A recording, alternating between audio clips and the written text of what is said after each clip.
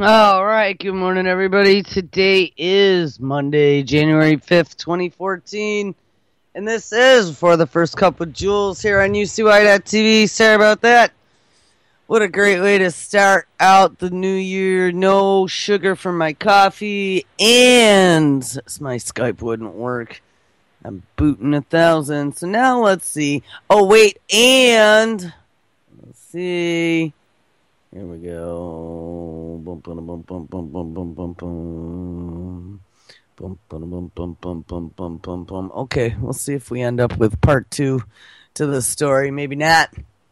I don't see Zorie answering the phone. So, hey, good luck this morning, because I'm not in good shape. So we'll see how this goes. There she is. Morning. Good morning. How are you? Good. Oh, Waking up. yeah. Mm-hmm. Yeah, Happy Monday. happy Monday. Another one of those again. Yeah, gotta love Monday. Oh God, no kidding. Especially after the holidays and all the running around you got to do and all. Yep. Yeah. Wow. Do we have dead air? I don't think so. Doesn't look like it to me. Maybe you need to refresh. Yeah, F5. Yeah. So. Oh boy, I'll tell you, Mondays seem to be getting rougher and rougher.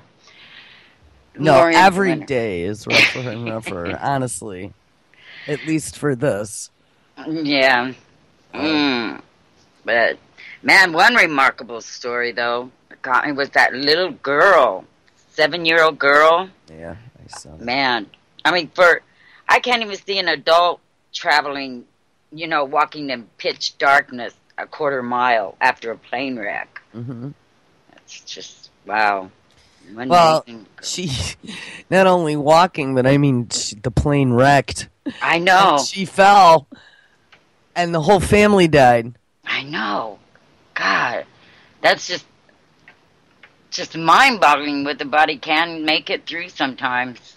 But the courage, man, that poor thing. And they said when she got to the door, she was just covered like scratches and scrapes and stuff, and then pitch black.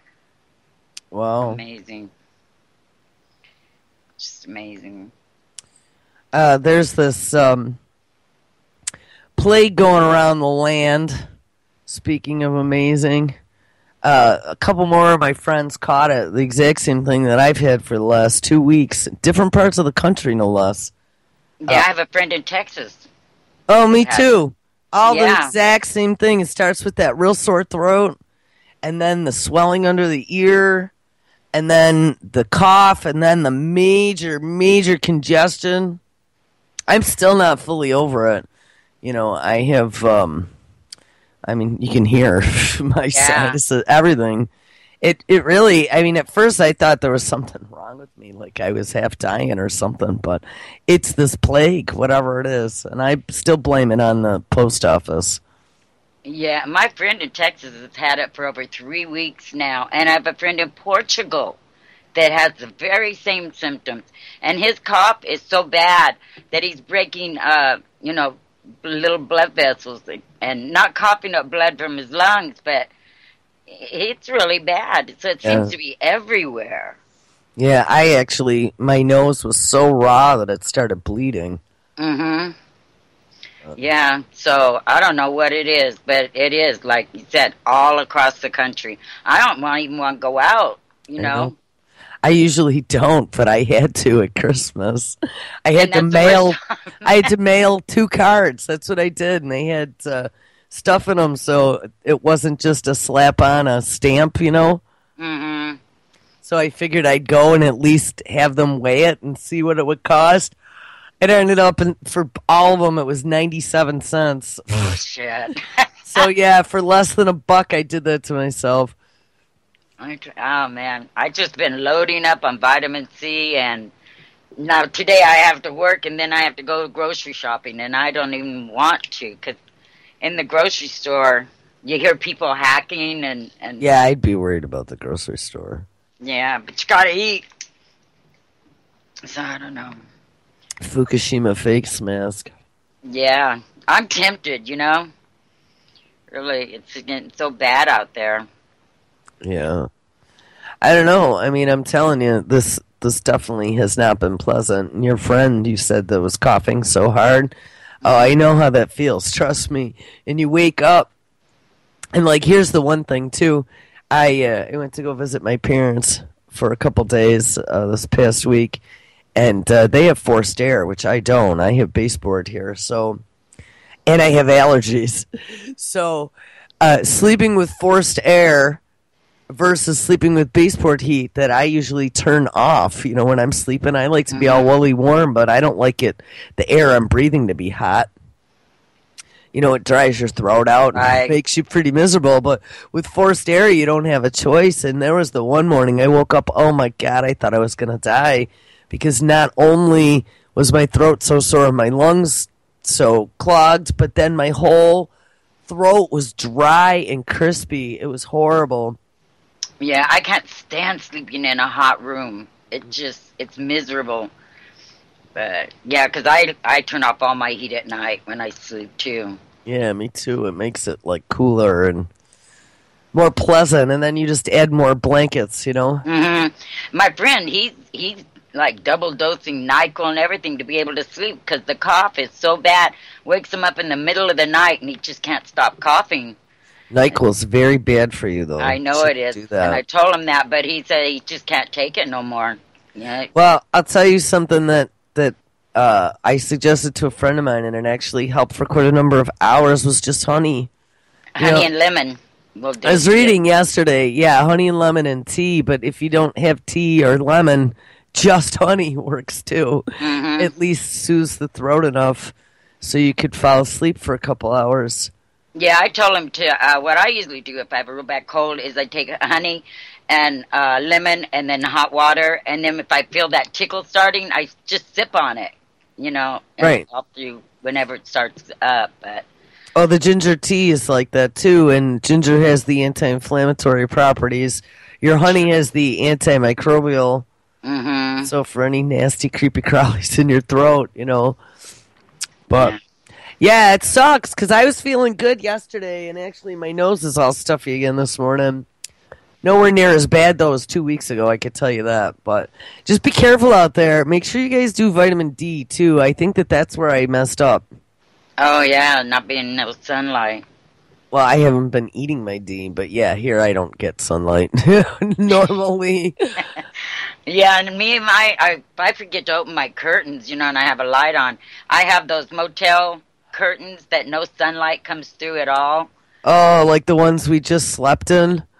Oh my God. You know, that's awesome? Danger. Well, it's awesome, except that it could be 11 o'clock and you never know it. And it's like, holy crap, you open your eyes and you're still all comfy. And it's like half the day's gone. I know. That has happened to me so many times. Like people, like on the weekends, they'll come over at noon and I'll be, you know, I hear someone at the door and I go, who's there this early in the morning? And I get up and it's noon. You know, it's still dark in my house. Yeah. Yeah, I really liked it, though. My mother I think I mentioned that if I go visit there, my old room is actually the guest room now. So it's cool because I get to sleep in my old room again with a much bigger, much more comfortable bed, mind you. But yeah, she finally put curtains in there. We used to, for years, we had just these little dinky, like, half curtains, you know, that started halfway down the window. And I mean, those were the same style curtains that were there for probably 30 years. But that sunlight wakes you up bright and early. Exactly. Maybe that was the point. Mm-hmm. Get my ass out the door for school. But, and now they're the big, long, insulated hotel curtains. Right, the rubber on the back. I was real lucky because they remodeled a hotel here in town. And I went over and I bought the drapes from them. Oh, good job. Yeah, because it's hard to find them otherwise. Yeah, here I got them on my sliding glass door. And I found them on the website of one of the big retailers that probably is going out of business now, I saw. I'm not going to go saying names, but they had them. They have been like $50, and they sell them in single panels too, so they're not multi. $50 a panel. They were in clearance for like $18. Wow. I was like, oh! And I found 4, because it's a big window. I found 4 of the same color, but the problem is that they had different, one had like where you put the pole through, and the other one you had to put the hooks on, you know what I'm saying? Oh, yeah. So I got 2 of each, so I just make sure I do 2 of the one kind on this side and 2 of the other kind on that side. But, as soon as the weather breaks, then I take them down and I put my other curtains on. But they're great for winter, especially for a big glass door, Right. Well, my windows are half the wall. And so I got the ones that go all the way to the floor, cut them all in half, and then made 2 separate ones, and that worked. But yeah, awesome. You cut them? I just fold them when they get to the floor because they're way long. Well, no, I made them so I could cover both windows in my bedroom. I have 2 windows, and so I cut them in half and just folded them over and put them through a rod, and that worked. Yeah. But yeah, they're awesome. But if you need to sleep during the day, can't beat it. Yeah, I never get that luxury. Yeah, I used to try and sleep with those, those masks over your eyes. Never could do it. Yeah, my daughter wanted one. I think last year for Christmas, Santa put one of those in her stocking. I thought that was kind of funny. I couldn't sleep with one of those. They'd make my eyes sweaty. Yeah, no, you feel like somebody's got their hands over your eyes. I don't know. I couldn't sleep with it. I don't know. Just people that have difficulty sleeping, I guess I have a lot of trouble understanding because that doesn't happen to me. People have commented, Jules, I don't know how you do it. I could sleep anywhere. Oh, I know. I could sleep in a crowd of... Well, we talked about this. I fell asleep on air before. I know. I remember talking to you, and then all of a sudden, when we were on cam, you were on cam, and there's your head, and it slowly fell to the side, and you were out cold. Yeah, I just don't have any trouble sleeping at all. If it's time, it's time. That's it. No matter where you are. Me, nope. I have a hard time getting to sleep. I can't turn my brain off. But once I'm asleep, I'm good. But that brain problem I discovered has a lot to do with caffeine for me. If I touch caffeine late, though, I can work myself to tired. But if I touch caffeine late, then my brain stays in high gear longer. Obviously, that's what the caffeine is supposed to do. But if I don't, I'm good. It's like whenever. I could go to bed. Actually, the bad news is 8 p.m. for a nap. And not wake up till the next morning. If I don't, and here's the bad news is I need to get up because we got live shows at night, so I need to be out here making sure everything goes well. But like when I was sick for the last 2 weeks, I couldn't do it half the night. Yeah. Well, your body needs to sleep when it's sick. Like I told you guys, if it's dead air, who cares? Because you got one person here. So unless I see 30 people stepping up to like give me a hand, then whoops. Oh well. That's all I can say. Right? Right. Oh well. It's not like the network makes any money. Or we have advertisers. You know what I mean? Like if we had advertisers and people would be complaining because their ad didn't air because we had dead air or whatever, that would be different. Yeah. But we don't. So that means if I'm sick and I can't get up, well, life goes on. The way it stays. Yep. I mean, it's not like a life and death situation. Right. Grab an archive for a half hour. There you go. Until I get up. That's the way, I hate to tell you, but that's the way Happy New Year's going to be here this year. What did you do New Year's? Nothing. Nothing? Nope, sat by myself. Yeah, I made it till midnight, till a little after midnight. I heard all the fireworks and the shooting. Lasted about 5 minutes, and then it was over. Man, there's more cops out on the road here on New Year's now than there are people. People just don't go out. Yeah, well, there was a blizzard that was going on where I was for New Year's, and my parents actually went out. I thought they were kind of crazy. Yeah. Yeah. I wouldn't have. I mean, it was brutal, brutal cold and whiteout. I wouldn't have gone. I'm a chicken when it comes to that, especially in the dark at night. And then on a holiday where cops are going to be out everywhere. Dumb. Mm-hmm. But they were lucky. They made it. Yeah. I don't know. I quit doing New Year's a few years back. But to me, it's just another day. It's just sad, but yeah, it is. Yeah. The only holiday I really celebrate is Thanksgiving anymore.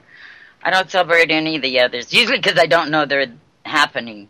If you don't have a kid, or if you don't go to work 5 days a week, you kind of, the days kind of just jumble together. Mm-hmm. Which, I don't know. When I didn't have a kid, I didn't care about anything, honestly, at all. Yeah. Nothing. Yeah. It was like, all right, whatever, the world blows up, that's fine.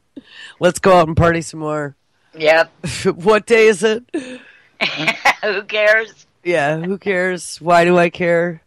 But, what's I going to say? No, with a kid, I guess it's a little better. Well, yeah, because you have, they keep you up on everything that's going on. All right, Christmas is so many days away, Thanksgiving, Easter, all those weeks that get off. Yeah. Yeah, but... And get you to get up in the morning. Yeah, it's like, go on, you can do it. You can make your own breakfast. Go have some cereal. Yeah, we've been working on that one. No. Actually, that happened over the summer. I was like, yeah, time to make some breakfast. Well, you need to make it for me. I'm like, since when? I bet it's time for you to learn how to make your own breakfast. You're at that age. Yeah. Oh, you know what gets me really about kids is, they can't wait. They want to help you do dishes. They want to help you so bad. And finally you let them. And then when it becomes time for them to do dishes, it's, I don't want to. Yeah, I know. So, Yeah. I don't know. I was an obnoxiously independent kid. And oh my goodness, I have one of my own. Like just as that. obnoxious. She might even win the award. Yeah. It's like what mothers always say, I hope you have a kid that's just like you. My mother cursed me with that probably for 15 years. Yeah. And then they sit back and laugh when you do have that kid. Unless I send her to go stay with them for a week. But no, I had to go this time. I almost got away scot-free. My parents were going to take her when they were going at Christmas, after Christmas was over. And she got out the door with them about 10 minutes and then decided that she would miss Mom too much. So it's the first time that's happened. Normally she's like waving, see ya! Yeah, bye! But I guess right after Christmas, she was pretty sad that I wasn't going to be there. And I was here jumping up and down going, yay! I was going to sleep because I'd been sick, Yeah. So I was going to get a whole week of sleep and try and recover, but that didn't happen. So she came back for, what day was that? That was like Friday or Saturday. So she came back through until Tuesday. And then I just worked my ass off for 5 days to get everything done long enough so I could blow town for a few days. So we went Tuesday we were leaving on Friday originally, and then on Saturday, and that's how it is, when you go. Then it's like, oh, can we stay one more day? And that happens, especially if it's, a long-term, like summer vacation or Christmas vacation, which it was. And, the sad thing is you can't expect a kid to be sitting home by themselves. It was a different when I had a sibling, but when you're an only child, there's only so much self-entertainment and parental entertainment and torturing the pets entertainment that you can do. So, it's sad. And at least, too, my parents, she has a friend on the street from last summer. She made a nice friend, and he only lives like 2 doors away, and so they go run around and play outside and whatever. But the weather ended up being so crappy. It was icy cold, and we had the blizzard, and then it got warm, and it rained, and then it snowed again, and then then we were going to leave on Saturday, and there was the partial ice storm here. So it was like freezing rain. And then yesterday, actually, the temperature jacked up to 50 degrees and just rained. So that's what we headed home in. And now we're at 18 degrees, and it was snowing all night. So I don't know. I didn't look outside yet to see how much snow we have. But wow, it's 32 here, which is cold for us. But a few days ago, it got down into the 20, 24, or something like that. And that's really cold for here. Mm-hmm. Yeah, but I don't know. I guess I can't complain about my weather when I hear about yours. Nothing like yours. Yeah, well, it's been pretty, most of the year's been pretty mild here this year. We had 40s and not much of anything. Buffalo got the brunt of that snow, that first big, 7 feet or whatever it was. Yeah. But there hasn't been much of anything. But I have a feeling, now that we're in January, this is put up or shut up for winter coming. So, if it's coming now. And if we don't get it, well, maybe we'll get off pretty easy this year. Yeah, cross your fingers. Yeah, by February here, it's starting to feel like spring usually, so I'm hoping that's this year too. Well, that would be nice, wouldn't it? I know. It's human nature, I think, to complain about the weather, because in the summer it's too hot, you wish it were winter, and then winter comes along, and then it's too cold, and you wish it was summer. I don't know. I just complain anyway, regardless. It's a good thing to complain about. No one can control it. So, well, at least that we know of. Yeah, there you go. No, maybe you can't say that anymore, but yeah, we'll see.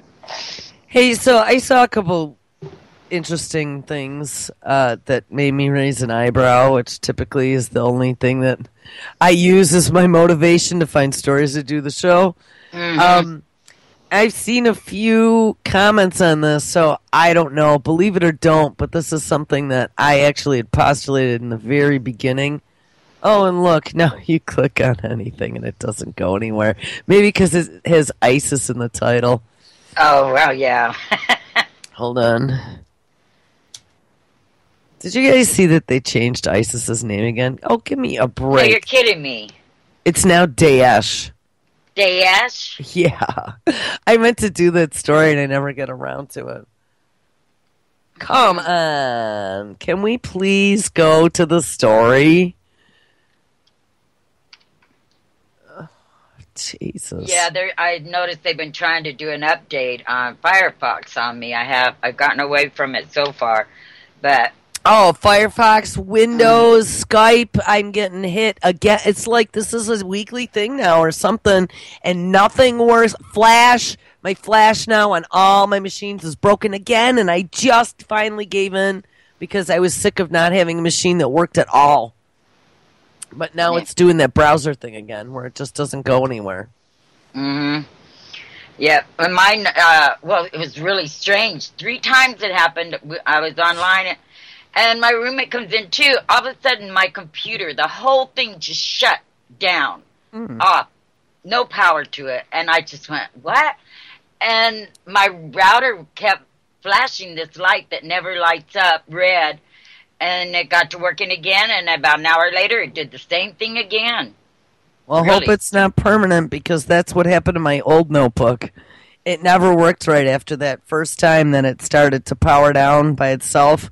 Where it just randomly would turn off. And now, it doesn't stay on. And it's very random, but it doesn't stay on for more than like 15, 20 minutes. And at first I thought maybe it was a heat problem. But, it doesn't have you don't hear the fan straining or anything like that. It just randomly turns off. Huh. I wondered if I got a turn-off virus. I don't know. My roommate's computer didn't shut down, though, just mine, but our internet went away at the same time. It was weird. It only happened about 3 times, and now it seems to be okay. Maybe Keith Alexander sent one of his internet bombs to you. Yeah, maybe. But, my big machine's still down.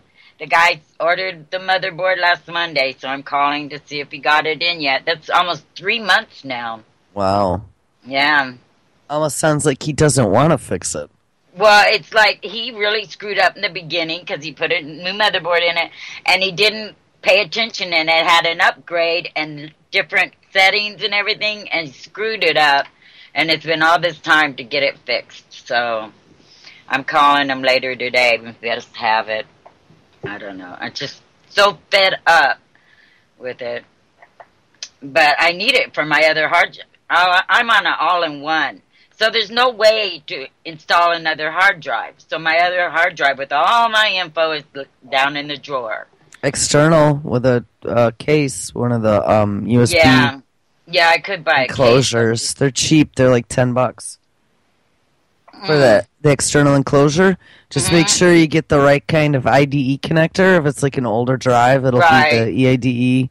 No, not the SATA. Ultra DMA or SATA, okay. Yeah. So just make sure it covers. But I mean, if you do a search on, like Newegg or one of those tech places that has all that, and at Newegg especially, they have like deals every day. So that's where I'd say to go.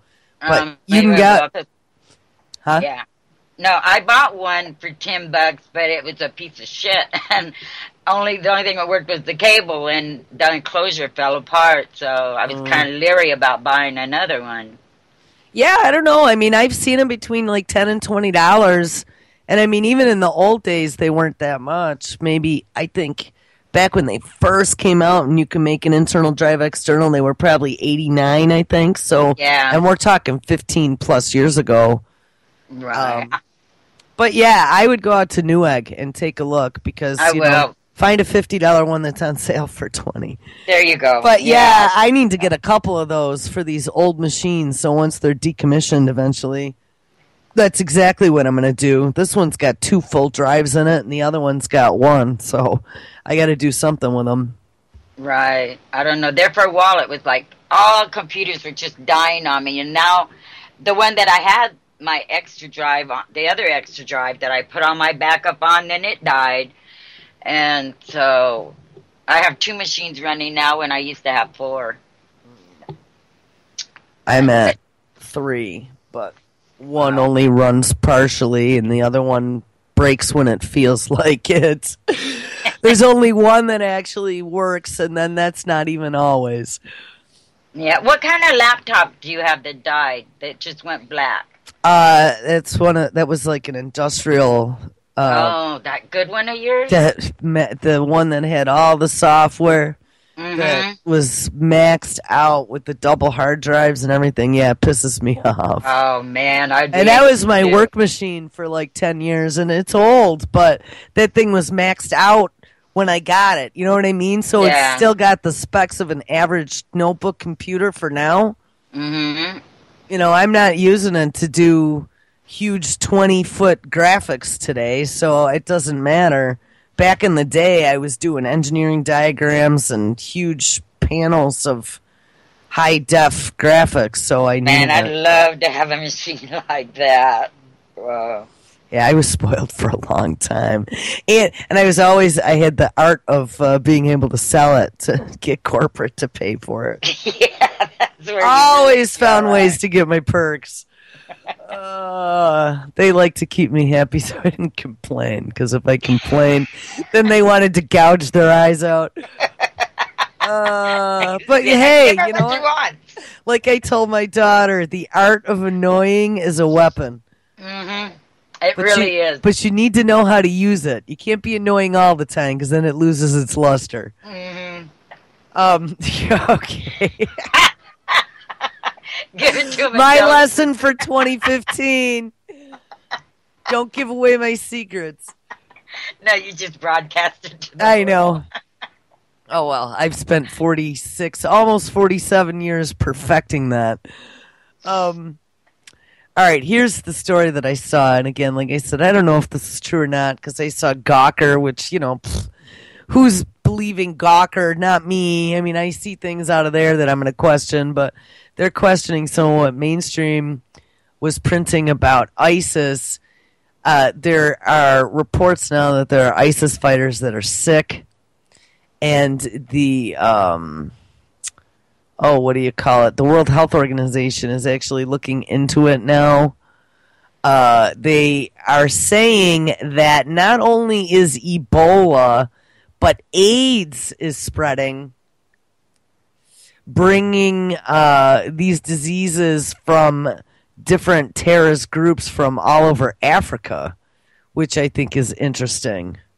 And something else that's odd, a few things. So, first of all, we had talked about ISIS when that, and I don't even remember, Hajj event was going on in Saudi Arabia. Do you remember that? Yeah. And there were 3 million Muslims that join every year there for their religious pilgrimage. And I was like, whoa, with the whole Ebola scare going on, how crazy would that be? 3 million people, get them all into close quarters for a couple weeks, and they're from all over the globe, you know? Right, and then send them home. And then send them free. I mean, talk about Typhoid Mary. That was a pretty horrifying thought. And honestly, I am very surprised that nothing came out of that. But now...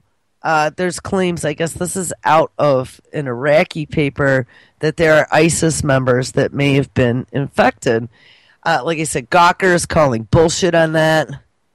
And I don't care if it's true or not, because here's the thing I was telling my dad. Even if it's not true, hey, enough of these guys have enough mental issues where they're willing to like give their lives to Allah by either strapping on a bomb or, hey, infecting yourself with Ebola. How is that any different? Is that any different to be a suicide bomber or a suicide viruser? Yeah. You know, go infect yourself and stand in the middle of a city somewhere. Who's going to stop you? And then all the first responders that come and try and take you out and whatever, they're infected too. Right. Yeah. So now they're finding they're coming down with AIDS and Ebola? Well, there's reports of that. Again, they're saying, you know, some people are calling bullshit on this and some aren't. But what I was going to get to was a few different things. So, when I was doing a lot of research into the Ebola quote-unquote vaccine RNAi therapies that they were experimenting with, and honestly, in my whole honest opinion, I believe that this entire scare was to accomplish getting all of those vaccinations that have been sitting in animal testing phase and had never been allowed to get to human testing phase because, according to the World Health Organization, it was quote-unquote unethical to be testing something as newfangled as an RNAi vaccine in humans. Remember that. Unless there was an emergency. Well, there was a, quote, emergency, and there are over 10 human tests going on currently right now. So that was what this was all about. People were like, how did it just all go away? Well, that's how. Because this was somehow orchestrated, whether it just, you know what I mean? It's still going on in Africa. I never said that it wasn't a real disease, but just like that swine flu pandemic that they kept trying to push us to get all those vaccines. Nobody would get them, and then Obama declares it a state of emergency. So and that was mandatory. Well, no, it wasn't mandatory. Well, for hospitals it is. But they opened, that wasn't the point of that. They opened the floodgates to the European vaccine that had squalene in it that had never been approved by the FDA in the United States. And it started the precedent of fast-tracking the vaccines based upon an emergency. It made us used to it because that's what they did. And it was something that was not approved in the United States. Now, since then, I think a show I was doing by myself the one day, we had dug into a bunch of stuff and we discovered this federal database that was mentioned in an executive order that Obama signed in July about communicable diseases. Do you remember that one? I actually went over that a few times, and they mentioned this national database where, yes, healthcare workers are all being entered into there, and they are tracking all of the healthcare workers' vaccination schedules, soon to probably be ours as well. Now, let me back up, though. So this is what I wanted to mention. So while I was researching the RNAi vaccinations, I discovered that some of these pharmaceutical companies were trying a bunch of different things that they had already had in the pipeline. And here's the reason why. Because Ebola is a virus. And what do we know about viruses? Antibiotics don't work on them. Okay, you need something with antiviral properties, but this isn't just like a respiratory virus. This is actually an RNA virus. Did you know that? Like, I did not know that there were RNA viruses. Well, what else is an RNA virus? There are two other things. Actually, there's three other things. Well, I don't know about the smallpox because they were experimenting with different drugs that were out there. Smallpox was one of the drugs, but I don't know if that was along the same cell lines and worked the same way as the other ones. But the two that they were experimenting with was some of the HIV medications on Ebola patients, mind you, and number two, on some of the herpes medications, the herpes simplex for cold sores and things of that nature, like I was going to say Zoloft, but isn't that a sleep one? Yeah, that's a sleep one. But you know what I'm talking about. Yeah. The herpes zoster, right? That's and that's the cold sore virus. But they were experimenting with two of the drugs that were already on the market not because AIDS and cold sores are anything like Ebola, but they actually are a little bit in the way that they infect the body as a virus itself. And so they were hoping that maybe it might slow it. Now, I don't think they had a lot of success with that stuff. But it brought the AIDS story back into the picture again. And where did AIDS start? Where did they tell us it started? In Africa? In Africa, yeah. And I started reading more and more about this, and I was seeing just like kind of the Nazi UFO story. That though when I first started hearing and reading about it years ago, I thought was the most fantastical, ridiculous story I ever heard, Hitler with UFOs. It ends up that it probably all was true. Yeah. I mean, my dad and I found a couple, and I mentioned it yesterday, Tuna, if you're out there, I'll hit him up this afternoon and see if he can send me back the link. We found a documentary in Russian that told a whole bunch more of the story that neither of us knew. That was pretty damn interesting, and it filled in a whole bunch more of the parts that were missing. So all I'm saying is just because it doesn't seem like they have anything in common, like, don't discount it. Always keep an open mind, and if new information comes, you know what I mean? At least entertain it as possible, because it's very possible that it is possible. So I'm reading a bunch of stuff anyway to get back to the HIV and Ebola stuff in my research and travels. And there are a lot of reports, and I didn't know about this, and this is why I got to get Dinah, because I bet Dinah would know. There are a lot of countries in Africa that have been accusing, remember that Liberian paper back, probably 3-4 months ago, that they printed in the headlines that the Ebola epidemic in Africa was actually created by the United States in one of our bioterror labs we have down there. Yep, I remember that. Mm-hmm. Well, I found in quite a couple of locations now mentions of United States bioterror labs down there. Wow. So think about this. You know, there have been accusations that HIV was some sort of man-made creation, just like the cancer, you know, the shots with the cancer in it, like they're going to try and use to assassinate Castro with. And again, that was another fantasy that turned out probably was true. So here's something that now I'm seeing. So Ebola is over and done with. Well, not over and done with. Not really, but yeah. I saw a new German case. If you notice, it's still in the news. I saw a new German case, and I saw a case in England. They're in the hospitals. The person in Germany is actually from another country, though. I thought maybe it was Iraq.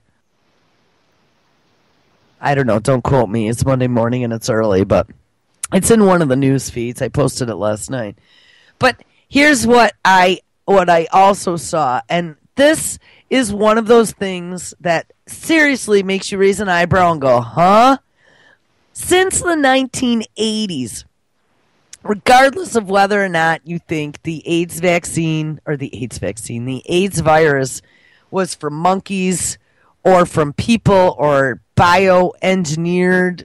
And I mean, I've read all kinds of stuff that, they've been trying to target with bioweapons, different genetic traits for a long time. And you know what? I wouldn't put that past them. And if you go through and watch some of the Nazi stuff, that's one of the things that kind of made me start thinking about all this stuff again. That's exactly what the Nazis were doing. Right. And they were trying to genetically target certain individuals to, eliminate other types of individuals that didn't fit within their frame of reference. So, it's not like this hasn't been tried. Well, it reminds sickle cell anemia. Exactly. That always made me think of that. That's right. what my dad and I were talking about. I mean, that sickle cell absolutely is in one subset of the population and not others. So right. if, so anyway, here's what a story I saw the other day. And guys, I have friends from all different countries, and not just that I've met through this. I mean, my family's international from honestly, all different countries. And I have friends. I mean, I went to an international university right here in Buffalo. Well, not here, but close enough. We had people from everywhere. I make friends with people. I'm not about like pointing out and saying how different people are. I like to find out about those differences. Teach me about them. That's how you learn, and especially, you learn much more from a real person than you do from a textbook. It makes it much more fun. Mm-hmm. So I'm not going to say anything bad about anybody, but back since the 80s, blood donations from homosexuals have been banned in blood banks. And it wasn't because someone decided they didn't like homosexuals, and I know that a lot of people have issues. I don't have issues, so get over it. Again, people are just people. But what I do have issues with is if a devastating virus seems to attack one population more than others, and it did. Freddie Mercury died of AIDS, and that was one of the most horrible deaths of somebody that I was such a huge fan of, that had a huge influence on me as a child. To see him die, it was horrible. And I also have a friend with HIV that's been a friend of mine for 20 years. So, and he's doing great. He's doing it with nutrition and exercise and no drugs. So it's not like you can't beat it. But the fact that they are now talking about opening, did you see that? All blood donation centers now to HIV blood, or at least not HIV blood, but gay blood donations. And it's been banned since the 80s. And there was a lot of blood at one point that had gotten through that had HIV. Right, correct? I remember that. People were getting it from getting blood and transfusions. Yeah, I had a friend whose little boy got it that way. Mm-hmm. So who in their right mind? It's been 30 years now. And I don't know. I don't see that we have any big issue with blood shortages. They have that plasma now that they can make. That's pretty much universal. Why would you all of a sudden decide to open up the blood banks to potentially becoming infected again? And I really started thinking hard and long about this, because is this some sort of, like, they're trying to push the sex agenda on children and stuff it down everyone's throat to accept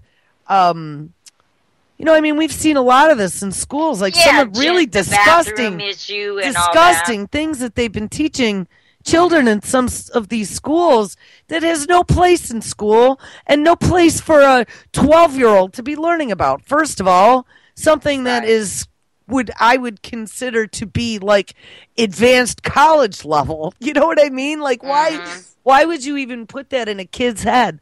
And so is this agenda that they're forcing even further down the pike to make us accept it by making, laws about it or whatever? And I just don't get, though, and it's really pissing me off that they would want to expose the entire blood supply again to a potential virus. And to top it all off, here's a thought. I never thought about this. Can you get Ebola from blood? I think you can. Well, yeah, you can. Are they testing blood donations for Ebola? Wow. Can it live in the blood for long periods of time if it's in a bank? So here's a thought, though. So we have this AIDS now that we find out, I did in my research, that at least from a viral perspective, the way it kind of works in the body, it is an RNA virus. Mm-hmm. They actually were trying to use HIV drugs experimentally to treat Ebola patients. That Dallas guy, the first one, that's how he died. That's what they were doing. They were treating him with HIV drugs. Because remember, they didn't have any more of the secret serum left. Yeah. So think about this. You know, we've been thinking they've been trying to poison us for a long time. Well, hey, now if you come up with some new and improved AIDS in your bioterror labs down in Africa and get it back into the population, might be a little more covert than the Ebola, and then get it into the blood supply. I don't know. It's just, it was one of those things. We've had that shit under control for 30 years. Right. Why would you just open the gates and say, nah? It's not a problem no more. We're just kidding. Absolutely, AIDS still is a problem. People still freaking get it. Yep. Still in your blood just because there's treatments now and you can, we know more about nutrition and whatever, that you can live longer, but it doesn't mean that you're not eventually going to die from it. Right. And it takes out your immune system. Yep. So you're exposed to anything and everything. And think about this. Oh, it takes out your immune system. Wow, wouldn't that make it much easier for you to get sick with whatever they sprayed overhead? Yep. And they're wanting to spray anything without our permission now, legally. You were just saying that, right, in California. Zorie, I'm just postulating at some of these things, and you guys know that. But I'm telling you, when I start seeing, like, little red lights going, and I get and it's always the eyebrow raise that starts it. But when I saw that story about them wanting to just open up blood donation to a population that, and Are gay people really crying the blues that they can't donate blood to everybody? I mean, maybe. Yeah, but I don't want to be a jerk about it, but if they're so sure that the blood supply is safe, then why don't they start a gay-only blood donation so that the people who want to get that blood, who are so certain that it's safe, can go get it? But don't intermingle it with the stuff that we're pretty sure has been screened. Mm-hmm. You know what I mean? Like, it would be, why would you take water that potentially could have Giardia in it and dump it into the big pool of water that you're pretty sure has been chlorinated? Right. It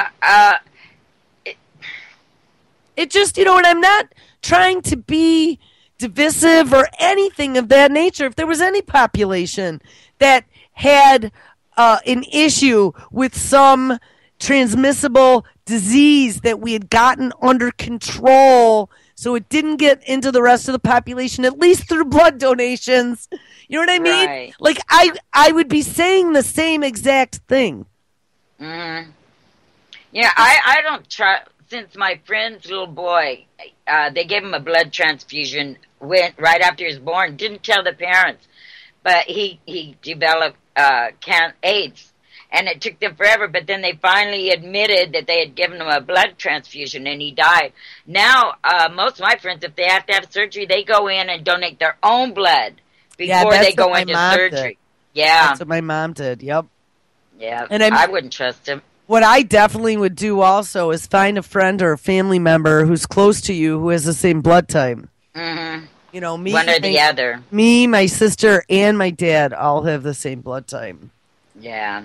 But my friend just went in for surgery 2 months ago, and she went in beforehand and they took her own blood and then used that. That's the safest way to go. I've never trusted blood banks ever since my friend's little boy. Well, and that's, there were a lot of cases back at the time, too, that's when they started realizing that they had a big problem, is that a lot of people got AIDS or HIV, which doesn't, it doesn't always have to turn into full-blown AIDS, but who got it through transfusions, and it was because they weren't screening the blood very closely. Now, I don't know, guys. You know me. I'm always about let's all be happy and get along. But that really bothers me, and it's not because of where the blood's coming from. It's because these evil fuckers in charge are always finding ways to screw us over. Yeah. And you know what? What better way? Let's open it up. And honestly, I mean, I need to dig into whether or not blood is being screened for Ebola and how long the Ebola virus can live in the blood. Because I never even thought about that. Yeah, how long is it that it lives in sperm? Right, it was like a long, like 96 days or something. I had something like 72 days, I think 72, it was. Yeah. Yeah, so, we don't know. And I just glancing over this morning, and I seen where there was Ebola still going strong. Just because our news isn't reporting it doesn't mean it's taken care of. Yeah, like I said, I saw there was a case in a hospital in England, and there's a case in a hospital in Germany now, and that was just as of yesterday. Yeah, so it's still out there. Hey, let me read a little bit of this. Okay. The New York Post decided that it was a good idea to report that members of ISIS may have been infected with Ebola. Apparently, the World Health Organization is investigating claims made by an Iraqi newspaper that Ebola and HIV/AIDS are spreading among residents of Mosul, brought there by, quote, terrorists and expats from different countries, especially Africa, unquote. Mosul is held by ISIS. Now, here's another thought. Could we be trying to help spread it from our bioterror labs in Africa to try to infect ISIS members? Could be. Could any person who has thought crimes and thinks bad things about overarching authority get the tainted blood? You know what I'm saying? Wow, yeah. I mean, this is... And it makes sense. Well, all I gotta say is I had a couple days to sit around and just not think about any of this shit. And when that happens, that's when my brain starts to get creative, and start working scenarios. And I just know that when I saw the story, and especially the way Gawker was kind of trying to downplay it, like, oh, how stupid, ISIS with Ebola, ISIS with HIV. And I mean, I honestly, back months ago, I've been saying, wow, what a great way to infect like a whole city, but to be Typhoid Mary. Anybody who ever read The Stand back in the 1980s or saw any type of post-apocalyptic dystopian pandemic movie, and I don't know any of the newer ones, but like I'm talking old school, back before any of it was cool. I was into that stuff, and that's how they did it. Mm-hmm. You start going crazy, man, and then you just stand out in the middle of the city and smile. Yeah. Pops got me to watch we were 4. I couldn't do anymore. We did so many episodes, but he got me to watch almost an entire season of Walking Dead with him over a few days because he'd been putting them on the DVR. And I had only seen the first 4 episodes of that show when it first came out, and that was right as I was swearing off television. So I hadn't seen any of it, but we probably watched 16 episodes, maybe. Wow. Yeah, I was zombied out after that. Marathon. Yeah, it was a total marathon. But one of the things that had happened in one of the last episodes, they had resorted to cannibalism. Not the main group, but one of the groups they had come across. And it tied a few things in there that we talked about. Cannibalism, FEMA camps, never a free lunch. Yeah. If something looks too good to be true, it probably is.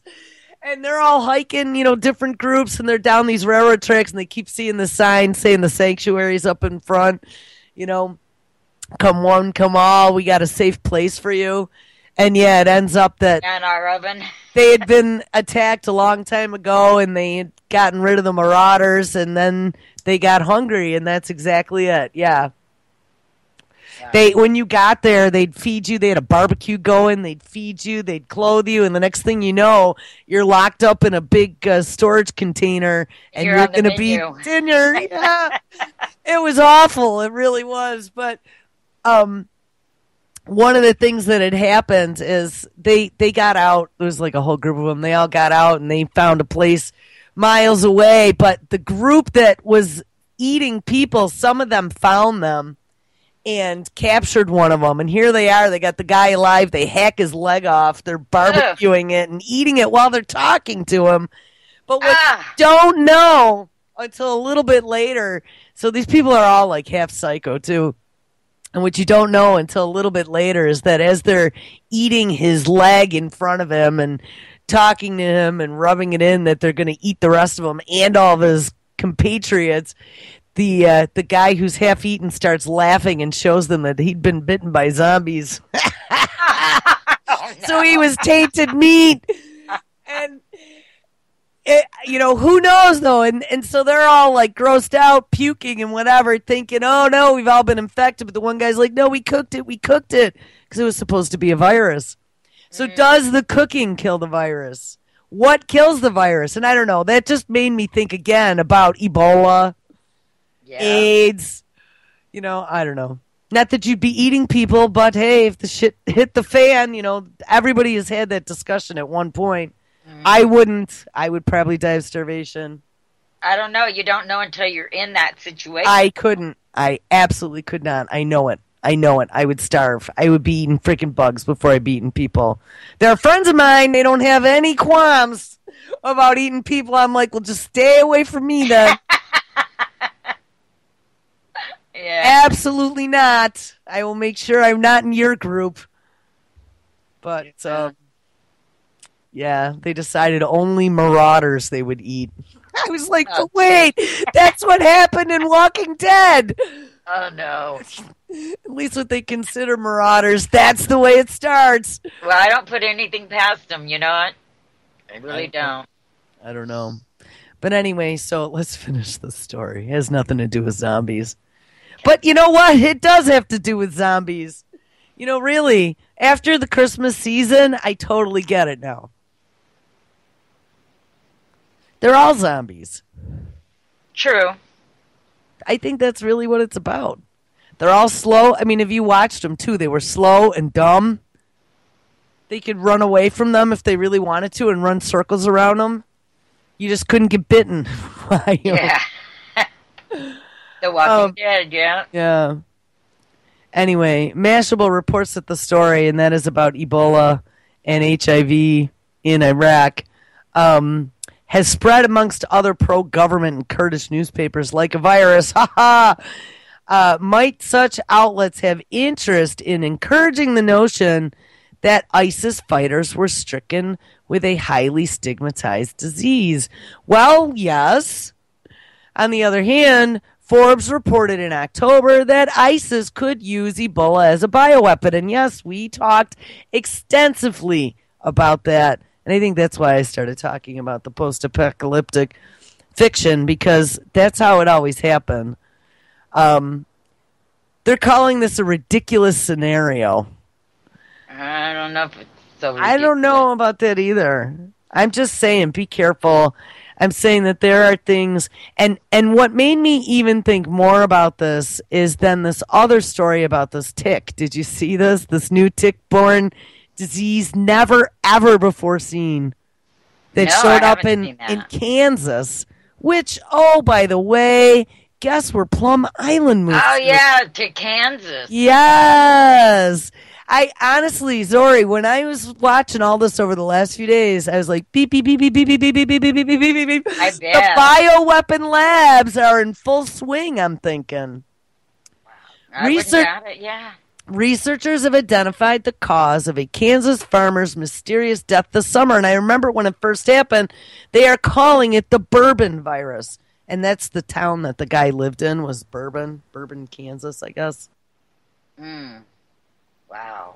Thought to be transmitted by ticks, the virus, quote, was fast-moving and severe, causing lung and kidney failure as well as shock. The New York Times reported killing the previously healthy man after only 10 days in the hospital. Together, the Centers for Disease Control and the University of Kansas hospital researchers identified the virus as a Thagot virus, part of a larger type of virus called orthomoxy says Dana Hawkinson, MD, an infectious disease specialist at the University of Kansas Hospital.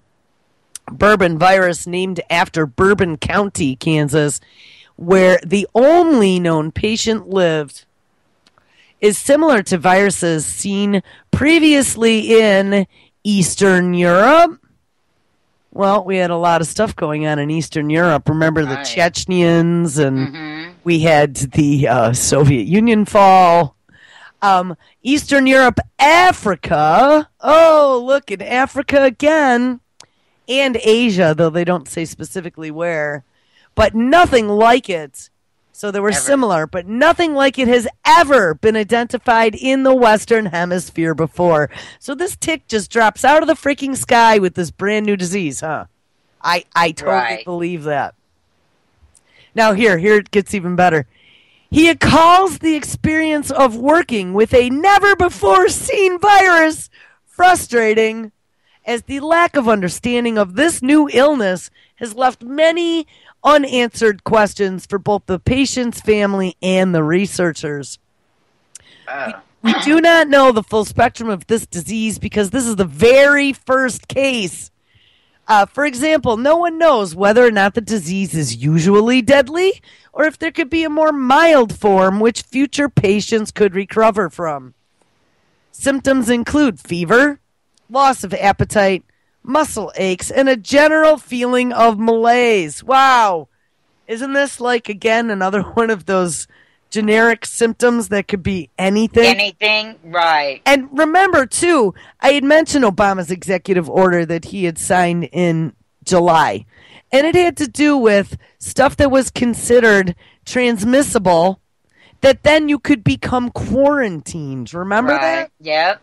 So, at some point in the future, I am going to predict that ace of spades is going to be thrown on the table. But they got to get some good outbreaks going first. Right? This isn't good. It's not good at all. It says that while similar tick-borne illnesses are typically treated with antibiotics, and yes, Lyme's disease is one, this disease is transmitted by a virus and therefore will not respond to medication. Now, but guess what? It's a virus. Another virus. But remember, we have HIV, we have Ebola, viruses. We have herpes. Watch, there'll be an upswing in herpes too. Because those other three are RNA viruses. I don't know. I mean, this one's so new. Who knows? Just out of the blue, though. So anyway, it won't respond to medication. Indeed, the Kansas patient did not respond to traditional therapies after testing negative for the typical tick-borne disease. Lyme's disease is the most common tick-borne illness in the United States, with over 27,000 confirmed cases in 2013. The most recent year for which data is available. Cold winter typically keeps ticks and their diseases at bay, but roughly April to September, be sure to protect yourself wearing clothing, long sleeves. Long sleeves. And here's the thing, though. I've talked about Lyme's disease because I've done a lot of research into that, also because of personal experience with family members that were exposed to that.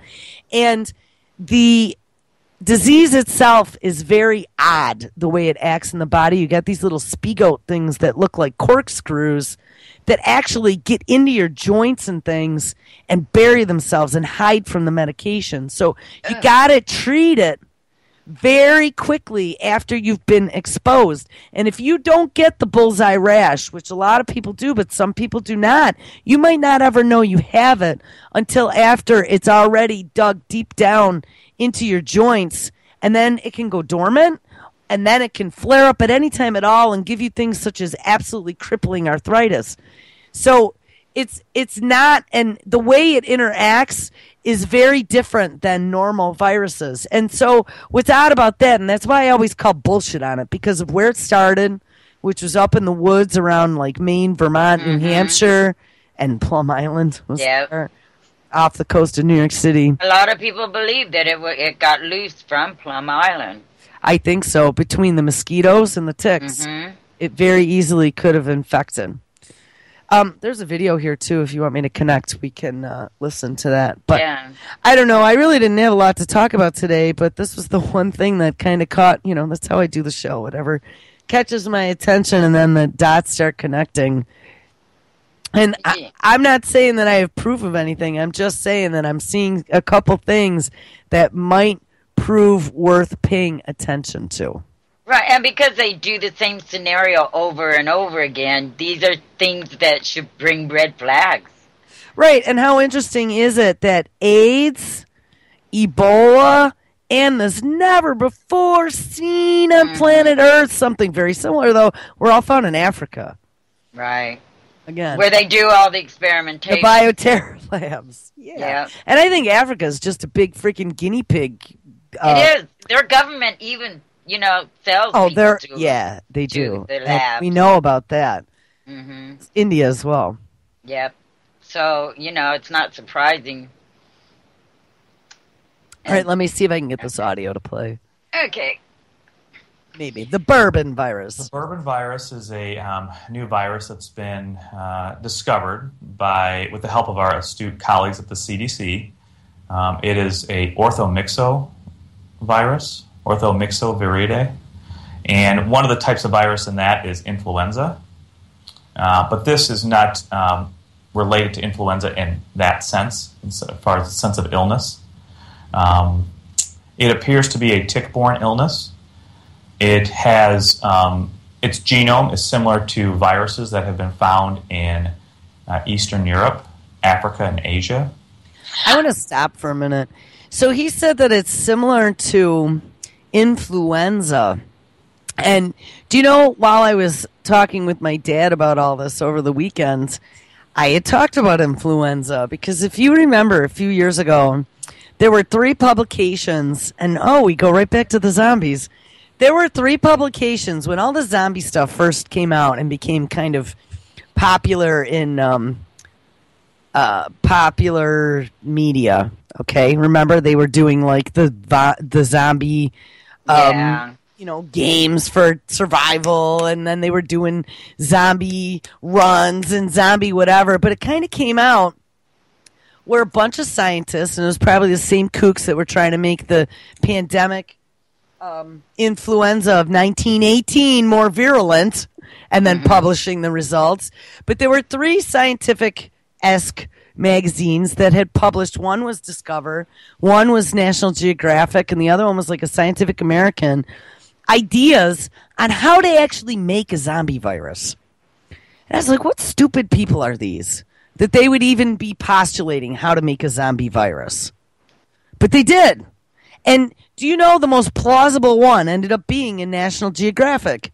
And that was using the common cold or a flu, something that is spread very easily by water droplets or touch, right? That can spread quickly within a population, and combine it with the rabies virus. Oh, yeah. Because the rabies virus, as you get infected, tends to wipe out higher level thinking, right? Mm-hmm. You become murderous and have lots of bloodlust. So interesting that he mentions that this tick-borne disease is very similar to a flu, which is something that would spread very easily within a population. Right. Right? And how would a tick-borne illness be flu-like? I don't know. That seems kind of weird to me. It does. I mean, is Lyme's disease like a flu? I don't think so. No, it's not. You have to be, it's not. But I don't know if you need to be bitten. I mean, maybe I don't know. They don't say here. We'll see. I think you do have to be bitten for Lyme disease. For Lyme, for this I'm talking. For bourbon virus. Okay. All right. And we heard about bourbon virus when this first came out, but they didn't know a lot about it. So let me just be quiet and I will listen to the professional. Okay. All right, here we go. Oh, if I reconnect, hold on. I have to disconnect because then I get that weird echo sound. All right, here we go. But no virus like that has been ever identified in the Western Hemisphere. Those other viruses that have been that seems to be related to, there are very few cases reported to cause illness in humans and animals. but certainly nothing as we have seen here. This one differs in the fact that we've never seen it before, and obviously the only patient that we have seen with it unfortunately passed away and had a less than optimal outcome. And that caused a lot of frustration for myself and the other medical personnel caring for him, because we just couldn't answer questions to the family and to ourselves as to why this was happening to this gentleman. Although unfortunately we don't know the full spectrum of disease, because it's the first case. So does everybody who get it have the same outcome, or are there some more mild cases and people recover? We just don't know that at this time. Typical symptoms of tick-borne illness that we normally attribute to things like Ehrlichia, Rocky Mountain spotted fever, possibly even Heartland virus, would be fever, malaise. With Heartland virus and with this new bourbon virus, what we've seen is that anorexia is a major symptom as well. They just feel bad and they just don't really feel like eating. Sometimes muscle aches or myalgias can be a major symptom as well. And then also in your labs, we look at your blood and we can see that some of your blood cell lines are decreased, such as your platelets and your white blood cell count, but also your liver enzymes seem to be elevated also. That sounds to me, liver enzymes elevated, you want to be careful of. That means that you're not processing your toxins properly. Right, and you'll poison yourself to death. Yeah, and you're not eating, and your white blood cell count is down, so that means your immune system is depressed. It's interesting, isn't... Man. Yeah. Well, this isn't done yet either, so let's hear a little bit more. For bacterial tick-borne illnesses such as ehrlichiosis or Rocky Mountain spotted fever or even Lyme, there are standard, very good therapies. The main one is doxycycline, which is a generic medicine, which has been around a long time, and it's dosed at twice a day. It's just a pill you take twice a day. And people generally have very good improvement in the first couple days after getting the therapy. Unfortunately, with viruses, there's essentially no treatment available for a lot of our viral illnesses. And so even this doxycycline would not have worked. Now, yeah, that is something that I think I said initially, and then I misspoke, that Lyme's was bacterial. They treat it with antibiotics. But here's something, too, that I'm just thinking about as he's talking. So, yeah, viruses we can't treat with antibiotics. But, we have these new RNAi type vaccines that they've been working on, right? To treat these diseases that are appearing that we don't have a solution for. So, I don't know. This all sounds ugly to me. This is Very ugly. ugly. All right, here's more. In the, tick months, such as April to September, is what we normally see for tick-borne illness is the normal time. But more recently, it's been warmer in September and into October. So, any time I think that you're going to be out in the brush or the wilderness and have exposure to ticks or insects, I think it's important to use, obviously, long clothes to prevent ticks to getting physically on, but also insect repellent with DEET is probably the best method of prevention. And then, obviously, when you get back, do a tick check, whether it's you or your spouse or somebody to help you do that, to look for the ticks. Is that it? That was it. Hold on, let me kill my sound before commercial starts. Ah! All right, there we go. What I don't like about any of that, too, is that here's our freedom, being out in the woods or doing whatever we do. I've always been kind of laissez-faire about it, and I know that we do have ticks up here. You got to be careful, but who in July, when it's 85 degrees out, is putting... You're going to wear long shirts. Long sleeves. Yeah, you're not. And I have really long hair now, too. And, I'm riding my ATV out in the woods or whatever. Who's to say you're not going to get ticks dropping out of the trees in your hair? Do you ever think about that, right? Well, and then sneaking down to your neck? I'm lucky in that resort. I'm allergic. And as soon as they put their stuff in, that numbs, I get excruciating pain. I mean, I've only had 2 ticks, and each time it's like somebody stabbing me, and as soon as we look, I have a tick, and they get it off of me. But I know when one hits on me. But yeah, I mean, nobody's, gonna be wearing long sleeve shirts in the middle when it's 110 degrees out. I don't don't know. I never think about it. I don't either, ever. And I don't know, just, I guess be aware. I don't know what else to say. That was just kind of scary to me that they're claiming now this is never before seen, and you know what I mean? They've never dealt with anything like this before. I mean, you gotta wonder, where did these things come from then if they've never been seen before? Oh, it's probably been living in nature for eons, and we just never saw it. Yeah, that's bullshit. So be aware, and yes, that is where. And I don't know if that Plum Island facility is actually open. We looked at that over the summer, and I thought they were still working on kicking that into gear. But on the other hand, who's to say that they haven't taken some of their stuff there and have a lab? And after we've seen the abysmal chain of command that's been happening with the CDC, I just saw that there was a new case of them getting caught not handling things properly, by the way. Wow. Shipping things in baggies. Yeah. Giving them to other groups. I don't know. It just, to me, is like unbelievable. And yes, the CDC has now declared the current flu season an epidemic, even though the vaccine does not work.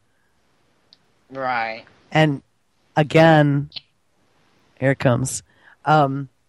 This makes you wonder, because it's an epidemic. Let's wait until they declare it a pandemic and then decide that everybody is going to have to forcibly get shots.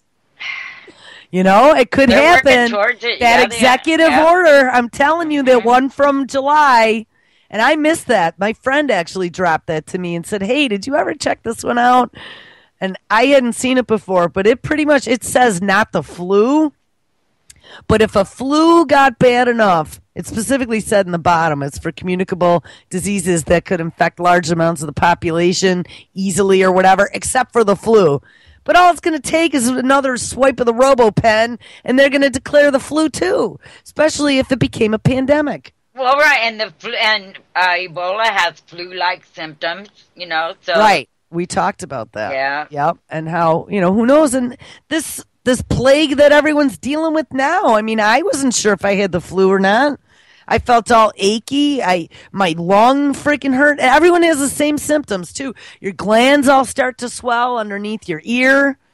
And I felt like I was dying. I was hot, and then cold, and then hot, and then cold. And all I wanted to do was sleep. And the flu usually is gone in 4 to 5 days. But yeah, this was a couple weeks. And weeks. Yep.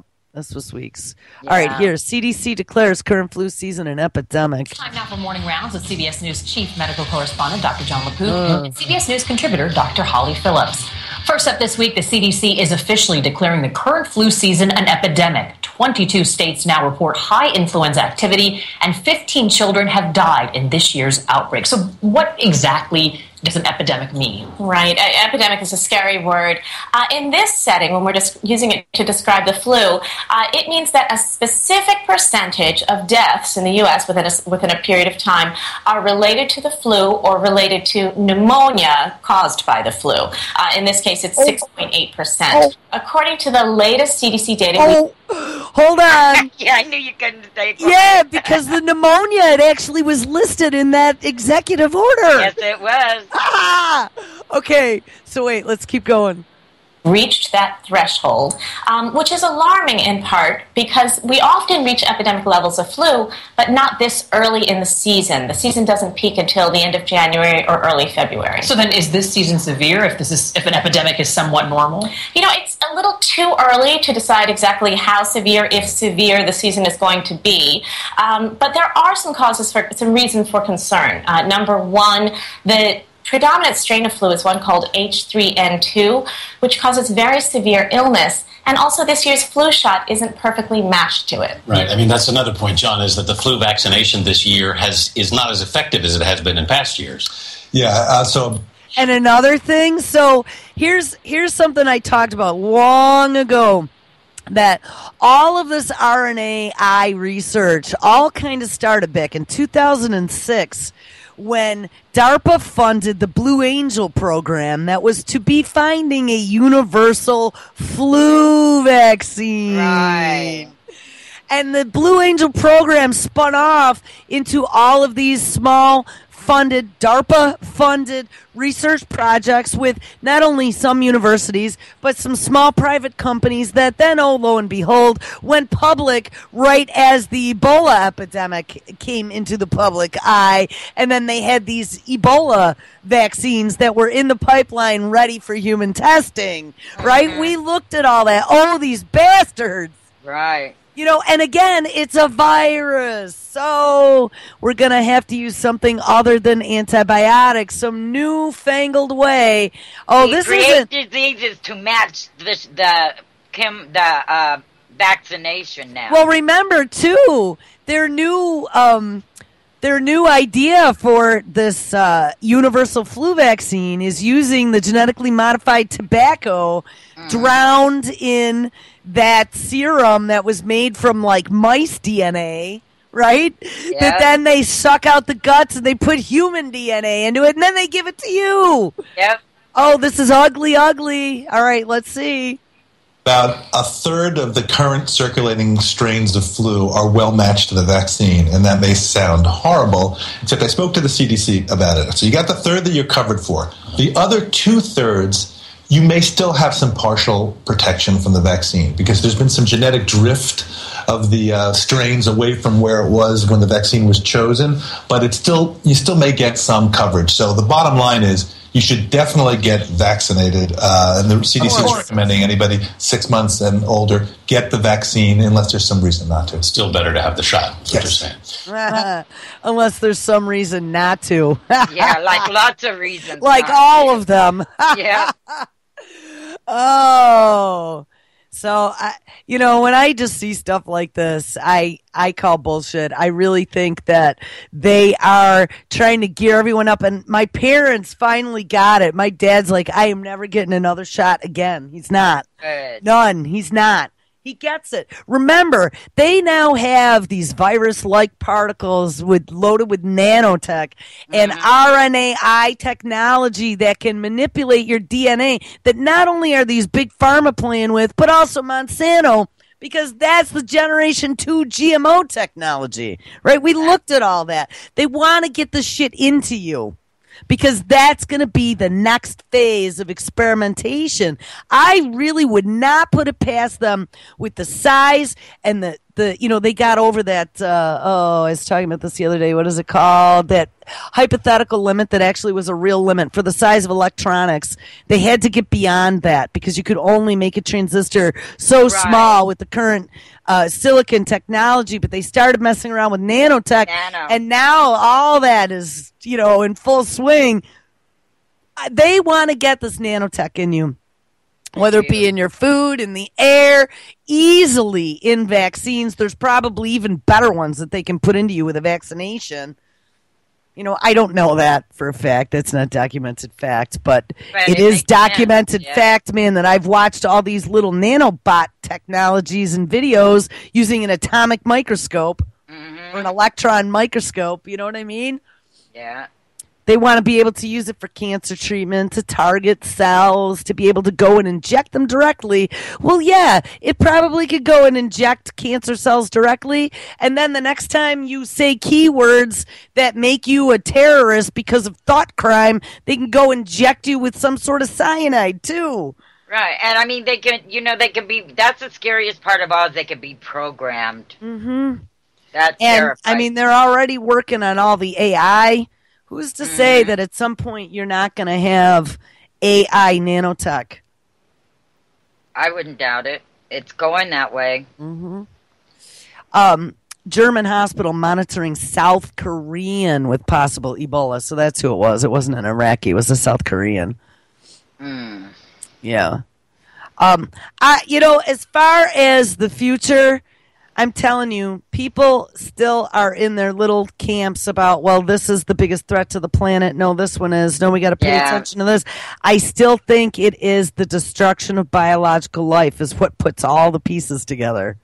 I know. Take it for all that it's worth, but the planet is being transformed to synthetic versions of the original biological.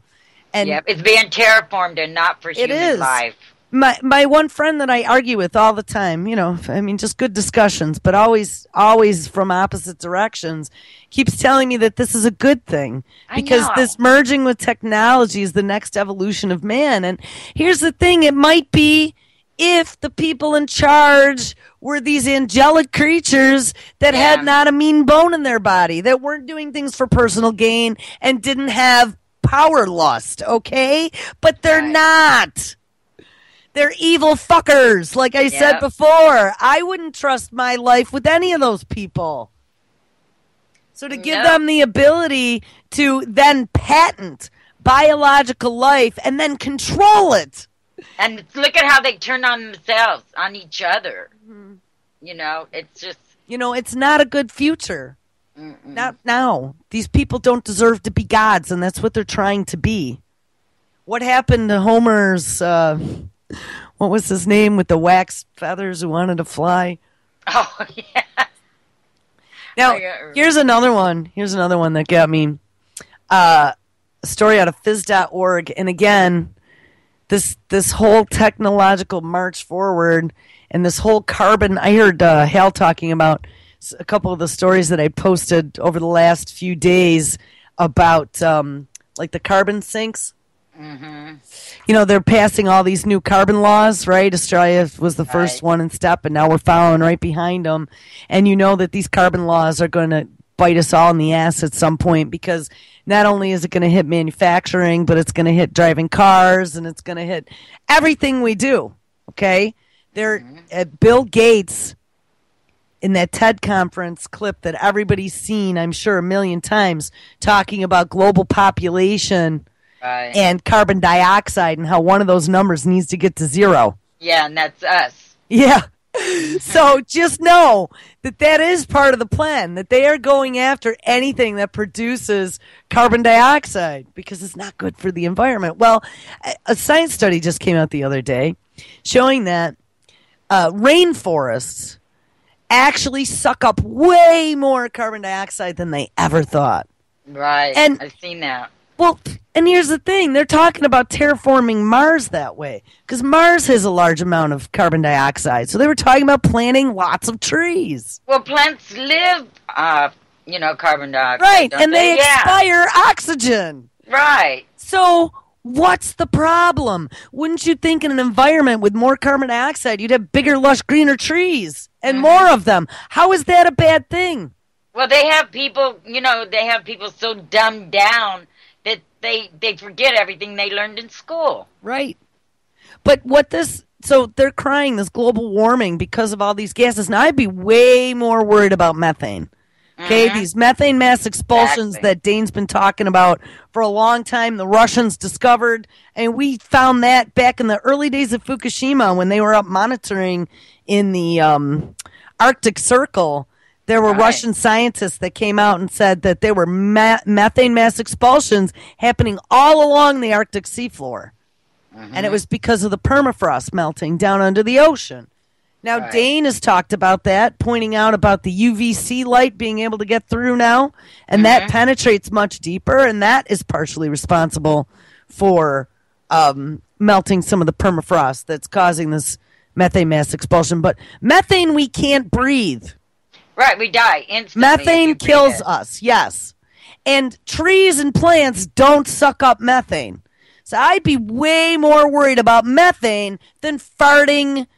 Well, I guess cows fart methane too. Right. But, they talk about eating meat and how meat and cows produce much more carbon dioxide than, plants, which absorb it. So here's this new guide for healthy eating. Guide for healthy eating may consider environment. The government issues dietary guidelines every 5 years to encourage Americans to eat healthier. this year's version may look like what is healthy for the environment too. A new focus on the environment would mean asking people to choose more fruits, vegetables, nuts, whole grains, and other plant-based foods, possibly at the expense of meat. What do I have to say about that? First of all, they want to go test tube meat, right? They've been talking about that. Test tube meat is just like regular meat, they say, and it doesn't produce greenhouse gases. But they also have been working very quickly at genetically modifying way more foods than just soy and alfalfa. Right. We're talking about bananas, potatoes, tomatoes, apples, soon to be on a shelf near you. So let's eat lots more fruits, vegetables, whole grains, rice. Fukushima rice, for the first time since the accident, has been cleared as radiation free. So come one, come all, and eat the Fukushima rice out of the radioactive glowing rice patties. Exactly, yeah, right. Bullshit. Again.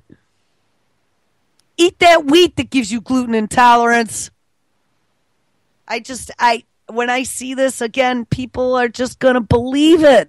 I know. Or else, even if they don't really, they believe it, but yet they think, or when you'll hear this, I know, but what do you do? Or they're just trying to keep us safe. Yeah. An advisory panel to the Agriculture and Health and Human Services Department has been discussing the idea of sustainability. Remember when you see that? Agenda 21. Mm-hmm. In public meetings, indicating that its recommendations expected this month may address the environment. The two departments will take those recommendations into account as they craft the final dietary guidelines expected by the end of the year. And remember, these will be the dietary guidelines that your doctor then stuffs down your throat. Yep. The guidelines are a basis for the USDA's My Plate icon that will replace the well-known food pyramid. Oh, yeah, wasn't that Michelle Obama's plate? Yeah. That will replace the well-known food pyramid from 2010 and is designed to help Americans with healthy eating. The guidelines will also be integrated, yes, into the school lunch program. Of course. And they were talking about a lot of this genetically modified food ending up in the school lunch program. My kid will not be allowed and has not been allowed to eat any school meals. By the way, they come from home. And then where was it? There was some place where you couldn't take. I remember that article about this little girl. They took her home lunch, her lunch that was sent from home, away from her because you couldn't bring lunch from home. Yeah, because of allergens and whatever. Mm-hmm. They do have something like that at my daughter's school where they segregate peanut allergy kids in the lunchroom. Oh. But I mean, not being able to bring a lunch from home, I would think your parents know better as to what you're allergic to than the school. Well, I think the issue is, at least here, the kids with peanut allergies are segregated, but the one little girl is a good friend of my daughter's, so she wants to sit with her every day. And so in order to sit with her friends, if you can even believe this, the lunch monitor needs to check my daughter's lunch before she can even sit at the table to make sure that it doesn't have anything with allergens in it. And I mean, I guess that's a good idea, but on the other hand, I don't think it's a good idea. Now we have, lunch Gestapos. Right. And if there's anything that's discovered that could be an allergen, you can't sit with them then. I don't know. It's kind of weird. Yeah, we never had those issues when we were kids. No. We had the trouble kids who got to sit behind the screen if they were bad, but otherwise we all sat together. And the foods nowadays, you don't know what's in what. I'm going to read a little bit more. Okay. A draft, they don't really even tell you what's in your food. Mm-hmm. A draft recommendation circulated by the advisory committee in December said sustainable diets help ensure food access. So again, listen, we have too many people and not enough food. Sustainable diets help ensure food access for both the current population and future generations. So remember, too, we have this whole manufactured food shortage with the manufactured drought that prevented the planting and the growing of food on the entire West Coast, right? That now we're starting to see with all these higher prices everywhere and with all the animals that were culled. And I just saw, too, another big, massive bird flu outbreak in China, so they're slaughtering all the chickens again. Yeah, I've seen that. A dietary pattern higher in plant-based foods and lower in animal-based foods is, quote, more health-promoting and is associated with lesser environmental impact than is the current average U.S. diet, the draft said. And you know what? I'm not going to argue that that isn't true. Eating lots of red meat, very possibly, well, so they say, causes problems, but do we believe that either? When we found out, like, fats actually are good for you, when they said all those years that they weren't. Well, like eggs. Eggs were good for you. Eggs were bad for you. Eggs are good for you again. Right. You know? Eat margarine, chemically modified pretend butter, not butter. Right. Yeah. It appears to take at least partial aim at the beef industry. A study by the journal Proceedings of the National Academy of Sciences did last year said raising beef for the American dinner table, and yes, we read this, is more harmful to the environment than other meat industries such as pork and chicken. Oh, the Chinese aren't going to be slaughtering beef for us. Maybe chickens, though. The study said that compared with the popular animal proteins, beef produces more heat-trapping gases per calorie, puts out more water-polluting nitrogen, and takes more water for irrigation and uses more land. Yeah, they're set up for test tube beef. I knew it. I knew it. Well, they're already making test tube hamburger. Yeah, except it was $32,000 a burger or whatever. Yeah. But at some point with these 3D printers, I'm telling you, the 3D printers are going to be the first food replicators. I see it coming already. They're already making like cookies and things. All it's going to take is some good bug protein in those nozzles. Ew. I know. No, actually, they need stem cells. It wouldn't be bug protein. Then it would have to be stem cells. As the advisory committee has discussed the idea, doctors and academics on the panel have framed sustainability in terms of conserving food resources and also what are the healthiest foods. Don't you love people that are going to be making these decisions for us? There is a compatibility and an overlap between what's good for you and what is good for the environment, the panel said, and we're going to make you do what we say. Damn. No more cheeseburgers with bacon because Bessie isn't good for the environment. And you know what? We don't want you to get heart disease because when you're on socialized Obamacare, you're going to cost us money. In a nutshell.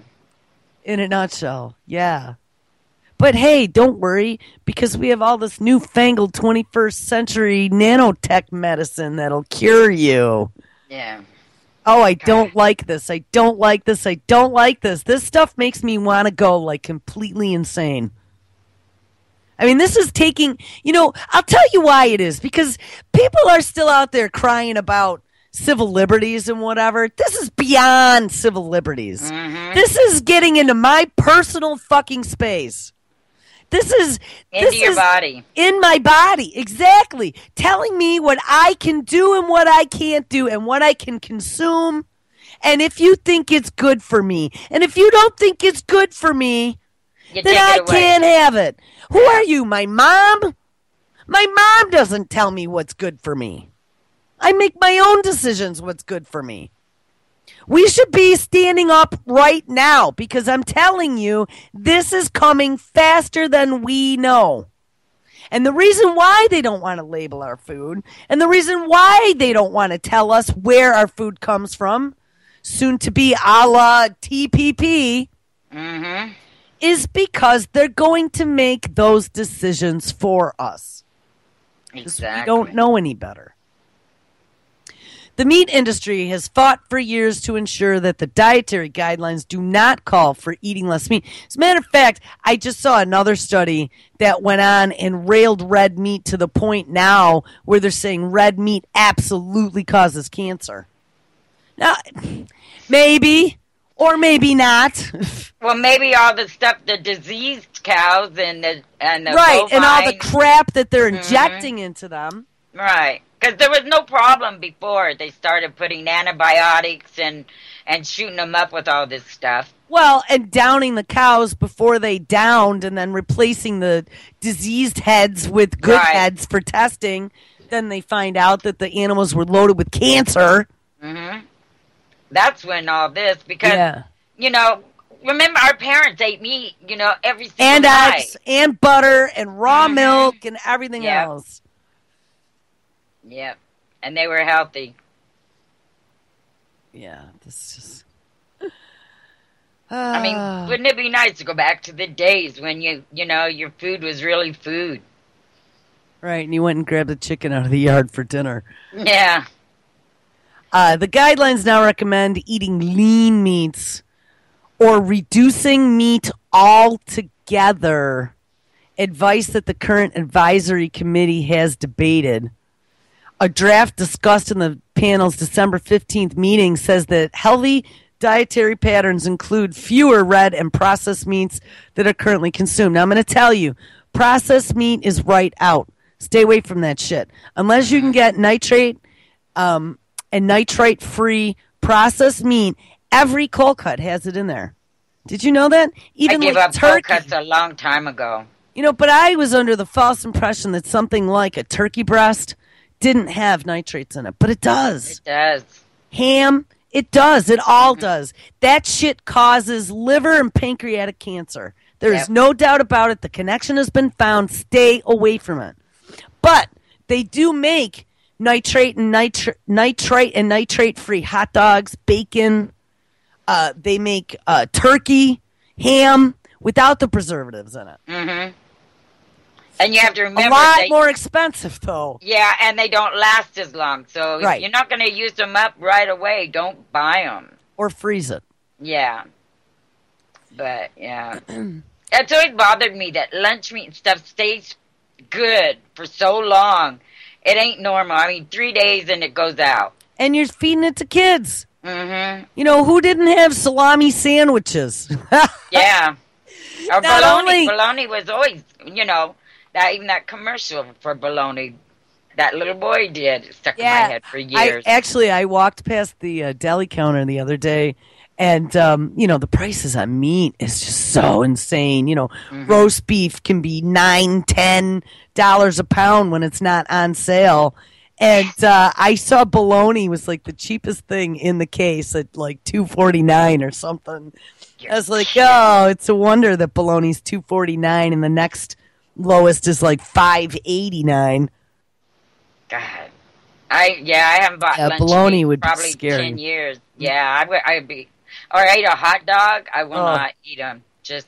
Do you know what, though? Like a good, perfectly cooked, barbecued hot dog still makes my mouth water when I smell I miss it. those days. Believe me, I loved hot dogs and lots of mustard. Horseradish mustard. Yeah. Oh, and relish. Mm-mm. Yeah. I mean, I'm still tempted once in a while when I walk. You know, you go to Costco or something, they have all that food they're throwing out there. You know, you walk by and then... But no, I always get sensible right before I go over and indulge. But, you know, and now they're pushing this, or everything's organic there now. And now I just don't trust it. Well, Organic especially from after where? we found out that Monsanto was throwing their hat into the organic playground. Yeah. You know, here, check this out. So I want to finish reading this beef story, and a name just popped out and bit me. Says the American Meat Institute issued comments calling any attempt to take lean meat out of a healthy dietary pattern, quote, stunning and, quote, arbitrary. Now, there's some sense. See, someone else is calling bullshit. You know, they want to get this test tube meat and this bug stuff going. I'm telling you, how many bug videos have we seen in the last year with UN recommendations about how great insect protein is? Yeah, gourmet bugs. Right. They're trying to make eating bugs cool. And you know who's going to be eating the meat? The elite are. Of course. They want to keep it for themselves. It's not for you and me. And what? Steaks up to $13 a pound now? Jeez. Yeah, I just can't believe that shit. Actually, I saw over the Christmas holiday when I was at the grocery store, they had porterhouse for $7.99, which I was surprised. When I see meat that low, then I start to worry, why is it so cheap? Yeah. Was this the lot of downed cows? You know, with the swapped out heads? There you go, because that's way cheap. Yeah, $7.99 for porterhouse is very cheap, even if it is a holiday. You know, it sounds like they had a mass culling somewhere, and they got to ditch it quick. All right, so anyway, here comes the name that jumped out and bit me. Objections are coming from Congress, too. And wait, let me stop again, because here's another thing about the beef industry that just came out recently. And the beef industry is calling bullshit on this. But didn't we just read a story last week, must have been Wednesday, about the chicken culling, right? And the shipping the chickens to China, and then they get slaughtered there. And they said it wasn't economically feasible, which, hey, yay. But what is economically feasible is shipping the chickens there, killing them there, processing them there, and then putting them into vacuum-packed packages, frozen foods, and then shipping them back to the United States. And at the end of that story, it had mentioned back in the 80s, or was it the 90s? It must have been the 90s because it was Bush Jr. when China had put an embargo on the U.S. beef after the mad cow scare. Yep. And as part of them allowing the U.S. beef to be shipped back into China, they were calling the debt due with this Chinese chicken thing. I was like, no shit. Yeah. And, you know, I've been calling out that mad cow thing for the longest time. I don't think that they ever fixed that. They just decided to pull, and we talked about this, right? To pull the nerve tissue out of the human food supply. Doesn't mean they pulled it out of the animals, mind you. Right. So don't feed your pets beef food. I'm telling you. Yeah. But secondly, they just got smart. They started downing the cows before they fell down. Because by law, if they fall down, then they can't. Right. The downers can't end up in the food supply. So I'm still saying that that this is all dirty. Because remember that I think Bush allowed the mad cow beef to stay in the food chain. Of course, all his friends, you know, are in the big cattle business. Right. Every one of his friends probably had a cattle ranch in the heart of Texas somewhere. Mm-hmm. And the cattle industry also has a massive lobby. Oh, yeah, huge. And who in America doesn't love a good, juicy barbecued hamburger? I know. Even my vegetarian friends will have mouth watering. Yeah, you know, even if, you know the truth, it still doesn't stop the taste buds from going, oh, God, yes. Mm-hmm. So, all right, now, on top of all that, listen to this next paragraph. Objections are coming from Congress, too. A massive year-end spending bill enacted last month, which there were all kinds of weird little add-ons and additions to that. I need to get into that and dig through what they passed because I think we will all be shocked. They said they added $1 trillion billion or something like that at the very end. Yeah, they did. Yeah. And all kinds of bailout money and whatever. It was really disgusting. A massive year-end spending bill enacted last month noted the advisory committee's interest in the environment and directed, now this has got to tell you it's all dirty, Agriculture Secretary Tom fucking Vilsack. No way. Oh, yes way. To, quote, only include nutritional and dietary information, not extraneous factors in the final guidelines. Congress often uses such non-binding directions to put a department on notice that lawmakers will push back if the executive branch moves forward. So the good news is that Congress is saying you're not going to take away my hamburger. But the bad news is that Tom Vilsack's still Agriculture Secretary making decisions on our food. Wow. Tom Vilsack equals Monsanto. He sure does. Environmentalists are pushing the committee and the government to go the route being considered. We need to make sure our diets are in alignment with our natural resources, and we need to reduce climate change, says dumbass Carrie Hamish slag. Oh, people are just so dumb. Dumb. You know what? It's amazing. It is amazing. How about we stop polluting with dumping chemicals? How about we stop polluting with radiation? There you go. But no, that's not mentioned, you know. Michael Jacobson of the Center for Science of Public Interest said the idea of broader guidelines isn't unprecedented. They have already been shaped to address physical activity and food safety. Where's our food safety? Where? Did you know this last round? My dad actually knew about this. This last round, when they were discussing food safety, they said, we don't have enough inspectors for all this international food that's being shipped in. So guess what?